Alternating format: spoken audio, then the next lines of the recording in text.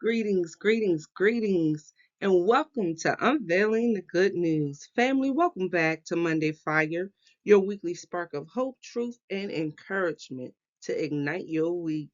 You with your girl Nikki, also known as the Rev. And let's celebrate today. Our day is talking about celebration.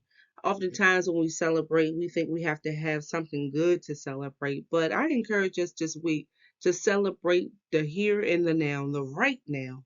So celebrate right now. Let me say this plainly. Celebration is not denial, it's declaration. That's right, it's a declaration. We don't celebrate because everything is perfect. We celebrate because God is present. Some of us were taught to only celebrate after the victory, but I'm encouraging us today to celebrate after the breakthrough and after the miracle. But Psalm 118 doesn't say, this is the day the Lord fixed everything, but rather it says, this is the day that the Lord has made. And with that, we have to rejoice. That alone is a reason enough to rejoice. So here's our first point today. Celebration acknowledges God, not circumstances. Celebration is an act of faith. It says, God, I see you even here. Even this morning, Lord, I see you. I see your hands at work. You might be celebrating another day or another day of breath, another chance to try again, another moment to pray, another opportunity to trust God. And like my daughter, another year that God has blessed you with. Celebration doesn't ignore pain, it honors God in the middle of it. When you rejoice, you're saying, I don't have everything I want, but my God, I have the Lord, and that will always be enough. Nehemiah 8, verse 10 reminds us that the joy of the Lord is our strength. You see, when we're celebrating, we understand that joy fuels strength. When we celebrate, we understand that strength sustains our faith. And when we celebrate, we understand, we declare that faith keeps us moving. And that leads us to our second point this morning. Celebration shifts your perspective. Celebration changes how you see your life. You see, when you stop to celebrate, my God, you realize you survived what should have broken you, what should have left you destitute. You made it through what tried to stop you. And you're still standing when the odds said you wouldn't. I'm still standing. Why? Because we're holding on to what we believe. You see, celebration doesn't mean the journey was easy. It means God was and is and always will be faithful. Sometimes the biggest celebration isn't loud, it's quiet gratitude. It's being thankful that God is in our corner, that He's walking alongside of us. And even when we have to go through the fire, understanding that we won't get burned. So, Lord, we thank you this morning. We thank you for keeping our mind. We thank you for carrying us through. And Lord, we thank you for not letting us quit, for holding on. And God, this morning we thank you because that's our holy celebration. Because we understand that the joy is our strength. That joy of your love, God, is our strength.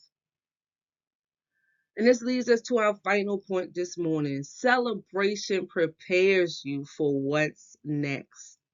My God. When I think about the trajectory of life and all God has done and all that He has and will continue to do, my heart rejoices. And all I can do is celebrate. I even think of the final year in high school of my daughter and just seeing all the doors God has opened. He didn't have to do it, but he's doing it anyway, in spite of us, in spite of what we've done, what we haven't earned, what we don't deserve. God continues to pour out blessings. Not just for me and my family, but for you. He woke us up this morning. That's enough to be thankful. That's enough to celebrate. And as we celebrate on Friday, uh, 18 years, and turn around on Saturday to celebrate love, can we just celebrate our Jesus? Can we celebrate his love? The love that he sacrificed on Calvary for you and I. So here's the truth, y'all.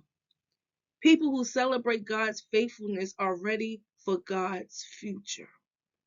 When you celebrate, you close the door on bitterness. You release regret. You refuse to live stuck in yesterday. Your celebration reminds your soul that if God did it before, he will and can do it again. Celebration doesn't live in fear of tomorrow because its trust is the one who holds and brings our tomorrow. Here's our application for this week. And I want you to think, how do we live this thing called celebration out?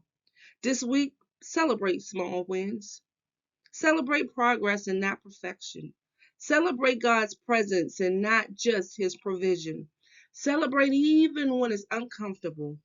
Don't wait until everything changes. Celebrate right now. Here's the declaration, and say this with me. This is the day the Lord has made. I choose joy. I choose gratitude. I choose celebration. God has been good to me, and I will not forget it. Family, celebration is a discipline, not a personality trait. It's a decision to trust God with today. So live your life in celebration. So lift your head this morning, open your heart this week, and celebrate, not because life is perfect, but because God is present. That's your Monday fire. I hope you stay encouraged, stay grateful, and stay on fire for the Lord. You with your girl Nikki, also known as the Rev. Celebration.